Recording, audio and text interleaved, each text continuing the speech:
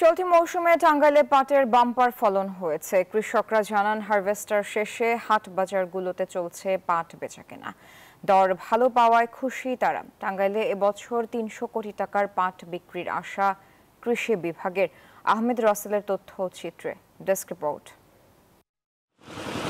অনুকূল আবহাওয়ায় এবছর টাঙ্গাইলে পাটের ফলন ভালো হয়েছে। এই চিত্র জেলার বিভিন্ন উপজেলার।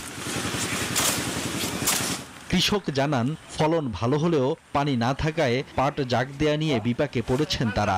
এতে উৎপাদন খরচ বেড়েছে, লাভের অংশ চলে যাচ্ছে শ্রমিকদের পেছনে।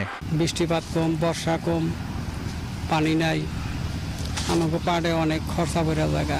এই সুইচ গেটের কারণে পানি আমরা পাই না।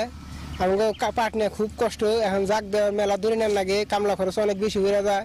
হারভেস্টার শেষে হাট বাজারগুলোতে শুরু হয়েছে পাট বেচা কেনা। প্রতিমন পাট বিক্রি হচ্ছে ২৫০০ থেকে ৪০০০ টাকায়। লেবারের খরচা বেশি, আমাদের লাভ তো বই না, ক্ষতি বেশি, ধুইতে হবে, কাটতে হবে। খরচা বাদে কোনো কিছু থাকে না। খরচ আন্দাজে দাম কম, নামে সোনালী আঁশ, কিন্তু কাজে না।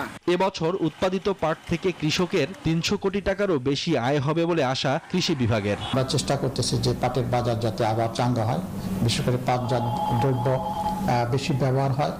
সেক্ষেত্রে আমরা জনসাধারণের মধ্যে সচেতনতা বৃদ্ধি করা এবং আমাদের সরকারিভাবে বিভিন্ন প্রোগ্রামগুলোতে যাতে পাটের দ্রব্য যাতে বেশি ব্যবহার হয় সেগুলো উৎসাহিত করতেছি এবং বিভিন্নভাবে পাটের ব্যবহার যাতে বৃদ্ধি পায় সেক্ষেত্রে আমাদের বিভিন্ন কর্মসূচি পর্যায়ে আমরা আছি। টাঙ্গাইলের ১২টি উপজেলায় এবার ১৯,৮১৮ হেক্টর জমিতে পাট চাষের লক্ষ্যমাত্রা নির্ধারণ করা হয়েছিল। আবাদ হয়েছে ১৮,৩৬১ হেক্টর জমিতে। উৎপাদন হবে প্রায় ২ লাখ বেল পাট। Desk report, news 24।